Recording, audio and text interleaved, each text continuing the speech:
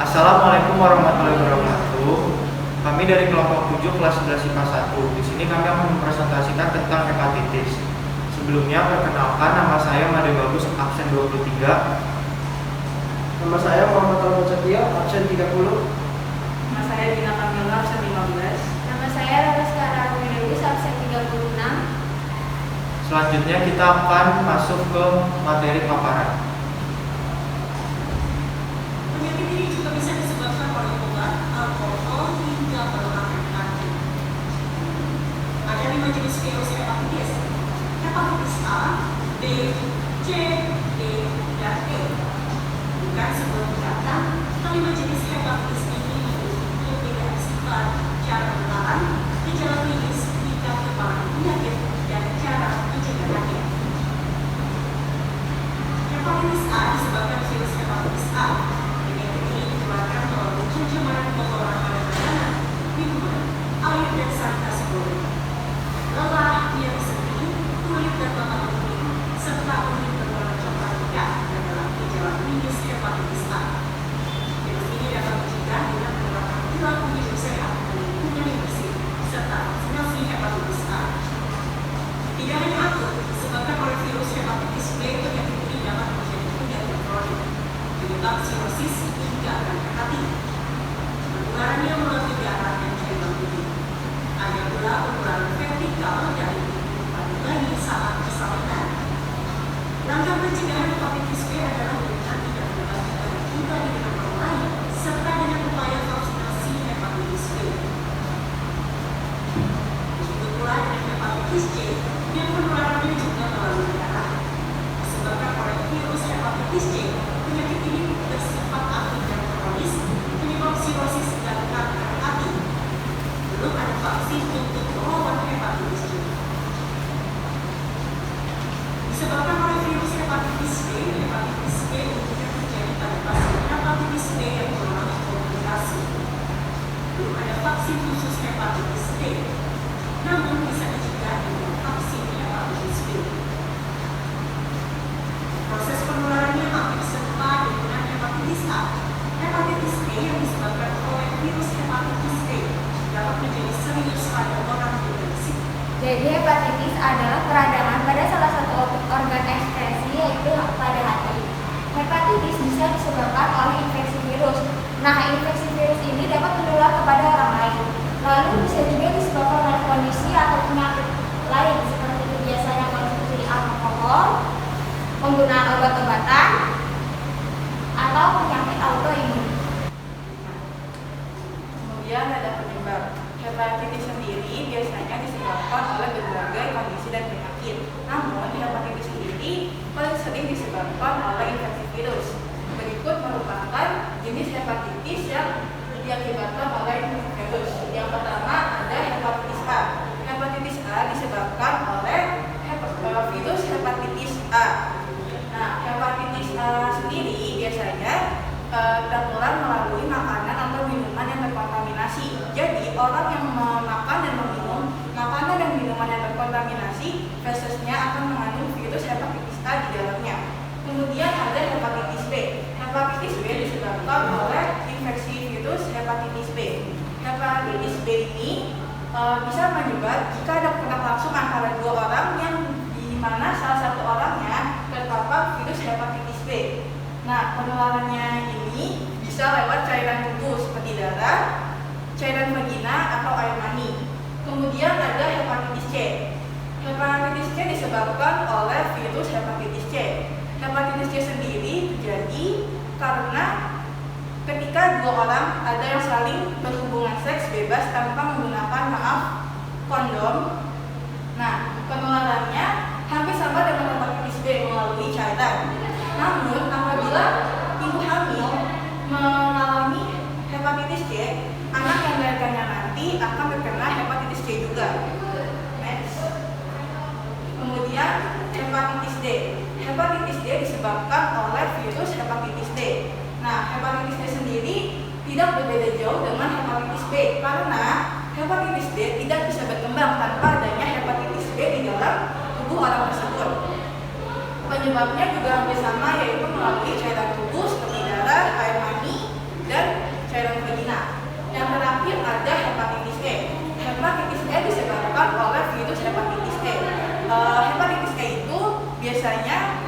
terjadi karena kondisi sanitasi lingkungan yang buruk. Selain itu, hepatitis E biasanya menyebar lewat air dan telah terkontaminasi. Next. Kemudian penyebab kedua dari hepatitis ada sering mengonsumsi alkohol. Orang yang sering mengonsumsi alkohol nantinya orang tersebut hatinya, sel-sel hatinya akan rusak. Tidak hanya menyebabkan hepatitis, tapi jika hati yang rusak bisa menyebabkan penyakit lain seperti gagal hati dan sepsis hati. Kemudian, next, ada mengonsumsi obat-obatan tertentu. Obat-obatan tertentu di sini bisa seperti narkoba dan obat-obatan yang lain karena ini dapat mengganggu proses metabolisme dalam tubuh. Nah, yang keempat ini ada penyakit autoimun. Mengapa penyakit autoimun ini menjadi penyebab hepatitis? Karena imun dalam tubuh kita malah menyerang sel-sel atau bagian dari tubuh yang seharusnya baik, tapi malah diserang oleh imun kita sendiri. Nah, yang kelima ada demam menantau tubuh. Demam menantau tubuh ini karena ketika kita menantau tubuh, kita kan menggunakan jarum suntik. Nah, kita kan nggak tahu apakah jarum suntik yang kita pakai itu telah dipakai oleh orang lain. Nah, jika jarum suntik itu dipakai oleh orang yang terkena hepatitis, kita kan juga bisa tertular. Jadinya demam menantau tubuh menjadi penyebab salah satu hepatitis. Kemudian ada jajan sembarangan. Jajan sembarangan berhubungan dengan hepatitis A karena jajan sembarangan artinya kita mengonsumsi makanan dan minuman yang sifatnya itu nggak sehat. Nah, artinya juga jajan ini mengandung makanan yang terkontaminasi dan ini berhubungan dengan hepatitis A. Kemudian ada seks bebas.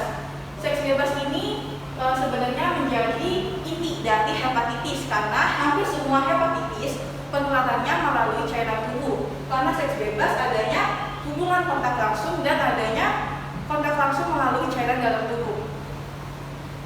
Next. Selanjutnya ada gejala.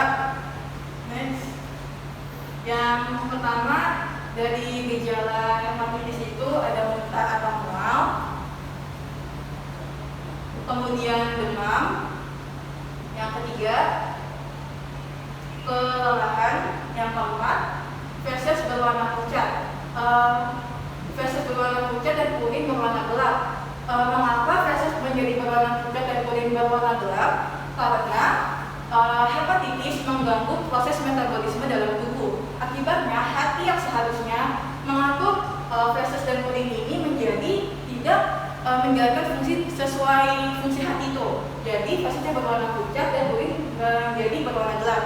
Selanjutnya, yang keenam ada nyeri perut, yang ketujuh nyeri sendi, yang kedelapan kehilangan nafsu makan, yang kesembilan penurunan berat badan, dan yang terakhir mata dan kulit berubah menjadi kekuningan atau penyakit kuning. Dan ini berhubungan dengan penyakit yang menyerang sistem ekskresi yaitu penyakit kuning. Next. Selanjutnya di sini kita akan mengetahui cara mendiagnosis apakah kita terkena hepatitis atau tidak.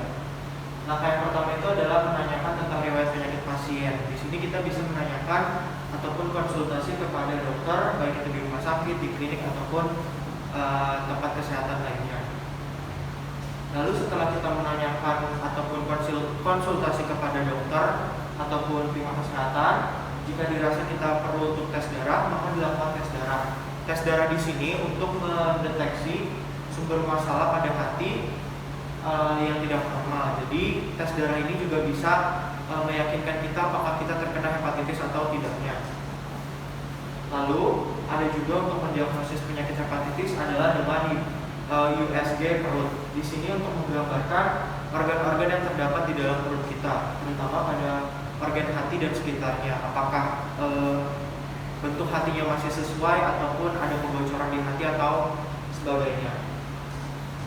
Selanjutnya adalah tes fungsi hati. Di sini tes fungsi hati dilakukan dengan cara menggunakan sampel darah yang menentukan efisiensi kerja hati. Jadi setelah kita mengambil darah, kita akan dilakukan sampel darah untuk mengetahui apakah kinerja hati kita masih efisien atau tidaknya. Lalu yang terakhir mendiagnosis hepatitis adalah dengan biopsi hati. Biopsi hati ini merupakan suatu prosedur invasif untuk mengambil sampel jaringan hati dengan menggunakan jarum melalui kulit dan tidak memerlukan operasi. Lalu cara mengatasi hepatitis. Satu, dengan cara vaksinasi hepatitis.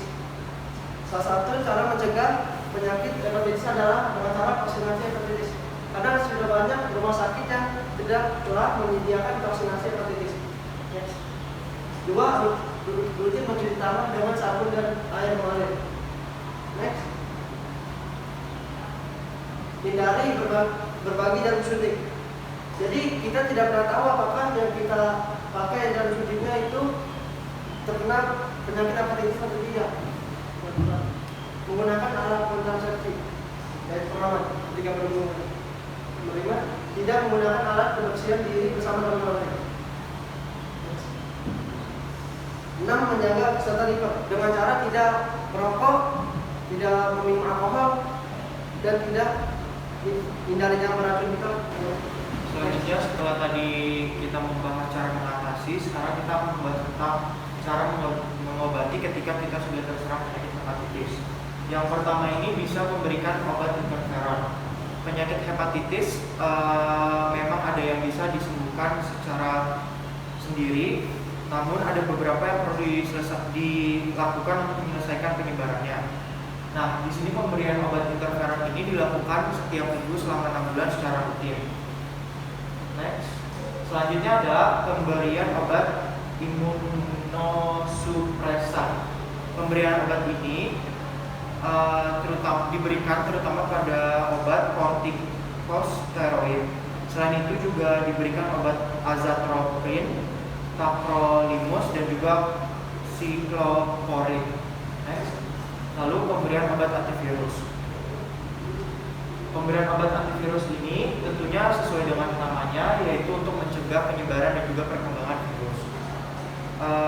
Pada hepatitis B atau C itu dokter bisa memberi obat antivirus entersavir, ribavirin, ataupun tenofovir. Next. Lalu yang keempat, cara mengobati yang keempat itu adalah transplantasi hati.